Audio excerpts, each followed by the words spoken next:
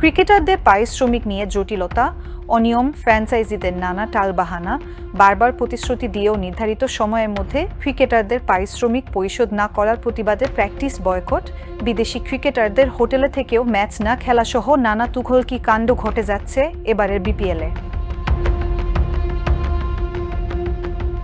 পাশাপাশি আরও একটি ঘটনাও এবারের বিপিএলকে করেছে প্রশ্নবিদ্ধ। তা হলো স্পট ফিক্সিং। এরই মধ্যে সন্দেহের তীর ছোড়া হয়েছে বেশ কয়েকজন ক্রিকেটারের বিপক্ষে। এমন নয়, অভিযুক্তদের বিপক্ষে স্পট ফিক্সিংয়ের সুনির্দিষ্ট অভিযোগ আছে এবং দালিলিক প্রমাণও আছে।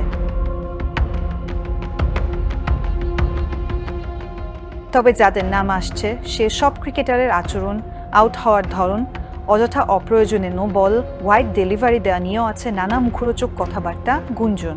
এরই মধ্যে কিছু ঘটনা অনেকেরই নজরে এসেছে, যা খালি চোখে অস্বাভাবিক ঠেকেছে। অনেক ক্রিকেটারকে অযথা ওয়াইড করতে দেখা গেছে।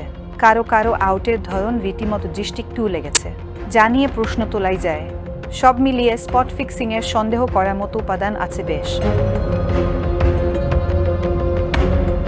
খোঁজ নিয়ে জানা গেছে, স্পট ফিক্সিং ইস্যুটা বিসিবির দুর্নীতি দমন সংস্থার নজরেও এসেছে। জানা গেছে তারা স্পট ফিক্সিংয়ে অভিযুক্তদের একটা তালিকাও তৈরি করেছে, তবে খুব স্বাভাবিকভাবেই সে তালিকা প্রকাশ করা হয়নি। তদন্তের স্বার্থে তা প্রকাশের সম্ভাবনাও শূন্যের কোঠায়। সবচেয়ে বড় কথা, স্পট ফিক্সিংয়ের অভিযুক্তদের মাঠ ও মাঠের যাবতীয় কর্মকাণ্ড নিবিড় পর্যবেক্ষণ করা হচ্ছে।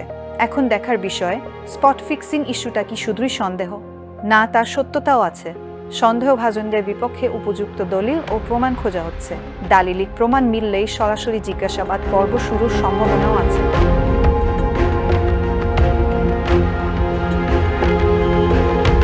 এদিকে অভিযুক্ত ক্রিকেটারদের নাম নিয়েও আছে ধোঁয়াশা। বিসিবির কোনো কর্মকর্তা কোথাও কারো কাছে কোনো ক্রিকেটারের নাম প্রকাশ করেননি। তবে একটি স্থানীয় টেলিভিশনে এরই মধ্যে 10-12 জন ক্রিকেটারের নাম দিয়ে প্রতিবেদন প্রকাশ করা হয়েছে।